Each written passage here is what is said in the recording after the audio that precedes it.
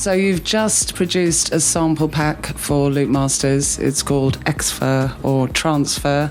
How was that for you, sort of putting the collection together? Well, it was kind of a culmination of like a bunch of hits and shots that me and Steve were using, and one of the philosophies, I guess, kind of behind it as we were doing it is I've been listening to electro house and just house in general over maybe from 2007 to 2008, and I can hear the same sample in every track, and I can name it, and it all comes from one library that will remain unsaid.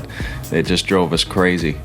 Yeah, so we kind of went on a mission to kind of record our own sounds instead of cutting and pasting out of already released tracks and then just throwing it onto a CD and say, here, I made all these. Well, well, I cut and pasted all these, and you can have all these. So we took a more generative approach, and we got out all the stomp boxes and pedals and old synths and stuff, and did some like acoustic recordings of like hand claps and all that stuff, and kind of gave it a bit of a process too. So I mean, one of the things that a couple of the people have said is it's quite a sort of rich in its production as well. You sort of have a depth of sound to all the sort of loops and I think it's a lot of the processors that we're using, because like I said, a lot of the other kind of sample libraries out there just kind of jack from existing production, so you're getting a real mishmash of a lot of different processors and stuff like that. So I mean, we were pretty meticulous about our recording method.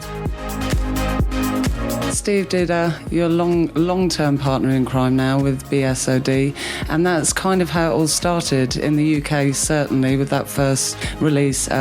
This is the Hook. How did that come about? Was that sort of originally a bit of a piss take that sort of went happily right? Well, yeah, it was like an exercise in futility for us, because we were just we were producing all sorts of stuff, kind of Radiohead sounding stuff, drum and bass stuff, just really weird music and stuff, and we wanted to kind of take all that and then as me and Steve pitch it to all our friends in the industry in LA and just see if we could get on a write with someone and produce a track for someone else for some quick cash, some pay the bills kind of thing. And then we just thought, you know what, this house thing's doing pretty good these days, let's try that. I was involved with clubs and club music for all that time as well. I was a light guy at a nightclub in Niagara Falls forever, and then I was upgraded to barback from light guy.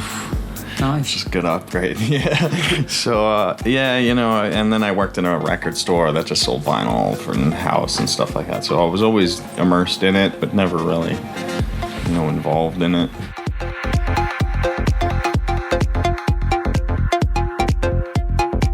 You very much took this sort of technological approach to music when a lot of people were still a little bit sort of being a bit backward about it. It was around that time where VST just came out, and and then we're now announcing Free Filter, and it's virtual studio technology and all this stuff. So I was working with a lot of studios in Niagara Falls, one ground loop, and they were still using all the DA88s, and the only thing close to a computer that they would use is just a Windows machine with a Motu.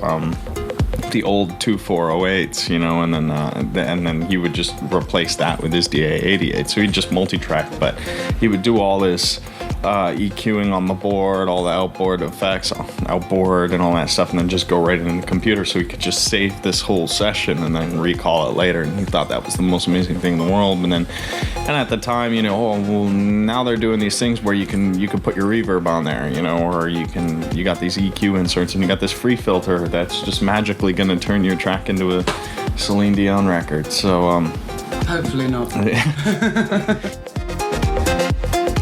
I remember I could count the number of VSTs on my fingers and toes, and then that's all that there was, really. So I checked out the SDK, the software developers kit, and just booted it up in my libraries in C and started playing around with them. And I think somewhere down the line, I started more writing the music and doing this stuff, and then Steve stuck with the programming and all that stuff. So we went kind of two different ways, which worked out great. It's been very complimentary in terms of it. I'm the application, and then he's the developer, kind of thing. So it just kind of went like that.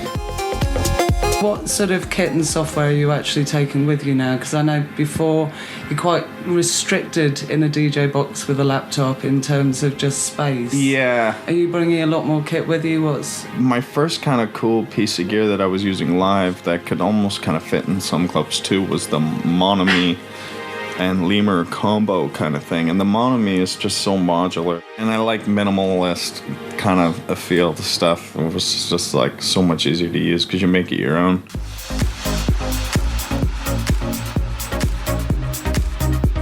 There's a new head, new head that's been in development for the last 8 months. It'll have a video system inside that's going to display my monitor only, so I'm not going to be able to see anything like where I'm standing. So like, oh, maybe, we don't know yet, but I'll be looking at my computer screen through a set of VR glasses basically. what?